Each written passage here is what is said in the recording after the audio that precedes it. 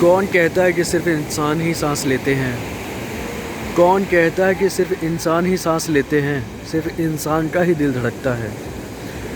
मेरे साथ इस समुंदर को देखो मेरे दोस्तों,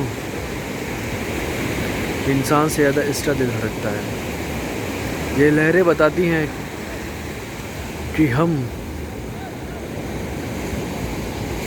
वो हैं जो इंसान कुछ नहीं है।